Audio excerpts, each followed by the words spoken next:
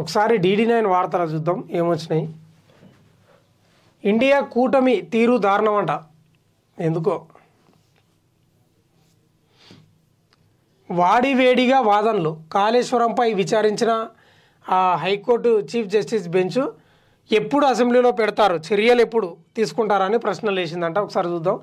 మాజీ సీఎం కేసీఆర్, మాజీ మంత్రి తన్నీర్ హరీష్ రావు కాళేశ్వరం కమిషన్ నివేదికపై వేసిన పిటిషన్లపై తెలంగాణ హైకోర్టులో గురువారం విచారణ జరిగింది.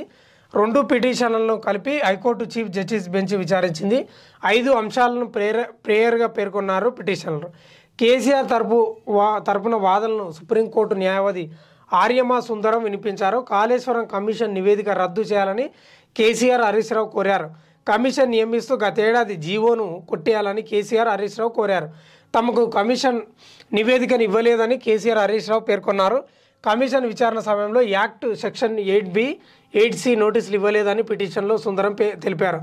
కాళేశ్వరం కమిషన్ నివేదికపై ఎలాంటి చర్యలు తీసుకోరాదని పిటిషన్లో వెల్లడించారు.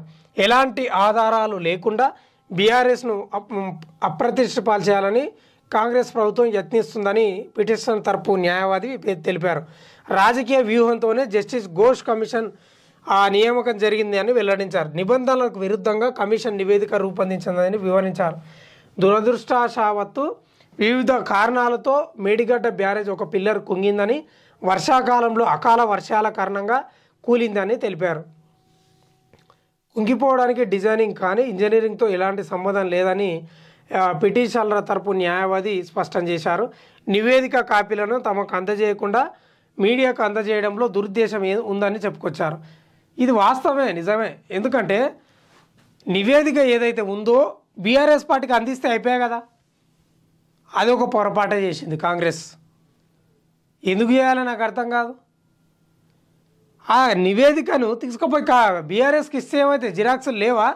జిరాక్స్ సెంటర్ మస్తుండే కదా. అదే ప్రశ్నిస్తున్నారు ఎవరు?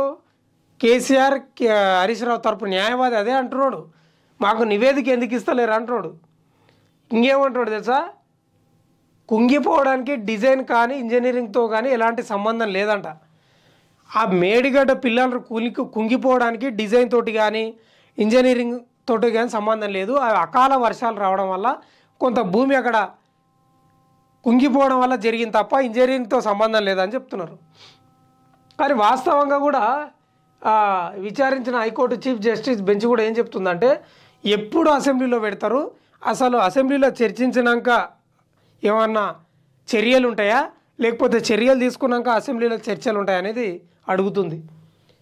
అదే అడుగుతుంది. కానీ ఒకటి మాత్రం తప్పే అనిపిస్తుంది నాకు కూడా. ఇప్పుడు ఆ నివేదిక ఏదైతే ఉందో అది మొత్తం 665 పేజీలు ఇస్తే ఏమవుతుంది? పబ్లిక్ డొమైన్లో పెడితే కూడా ఏం కాదు నాకు తెలిసి.